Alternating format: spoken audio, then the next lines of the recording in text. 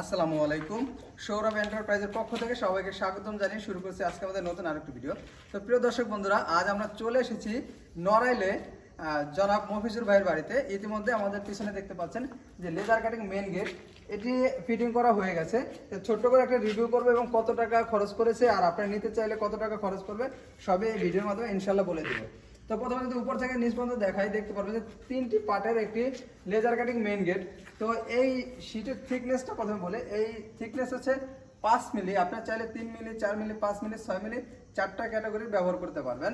আর যে কালো যে অংশগুলো দেখতে পাচ্ছেন এগুলো কিন্তু গ্যালভানাইজ 1-3 বক্স ব্যবহার করেছি। এবং আমরা কিন্তু গেটটি রেলিং এবং একটা পকেট পাল্লা দেখতে পাচ্ছেন, এখানে কিন্তু একটা পকেট পাল্লা রয়েছে। এবং গেটটা কত স্মুথলি চলে তা আমি দেখিয়ে দেবো। একটু ভিতরে ঢুকি, দেখতে পাচ্ছেন পকেটটাও যথেষ্ট উঁচু রেখেছি। যদি কেউ মাথায় কিছু নিয়েও ঢুকে তাহলে কিন্তু বাঁচবে না। তো প্রিয় দর্শক বন্ধুরা, আমরা যদি একটু টাকা দিয়ে একটু দেখাই তাহলে দেখতে পারবেন যে একটা মানুষ যদি যে কোনোভাবে যদি ধাক্কা দেয় তাহলে কিন্তু অনায়াসেই খুলে যাবে। আমি একটু দেখাচ্ছি যে একটা হাত দিয়ে ধাক্কা দিয়ে।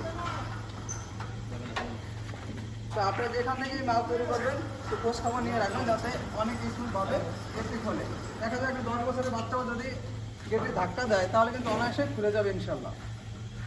তো প্রিয় দর্শক বন্ধুরা, বাইরের গেটটির উচ্চতা রয়েছে প্রায় 8.5 ফিট এবং পাশে রয়েছে 10 ফিট।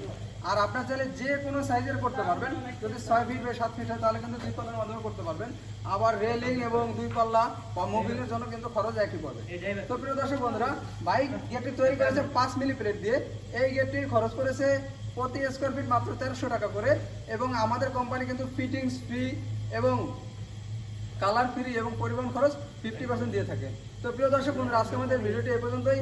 আমাদের ভিডিওটি ভালো লাগলে অবশ্যই লাইক এবং কমেন্ট করে জানাবেন এবং আমাদের চ্যানেলটি অবশ্যই সাবস্ক্রাইব করে দেবেন। ধন্যবাদ সবাইকে। আসসালামু আলাইকুম।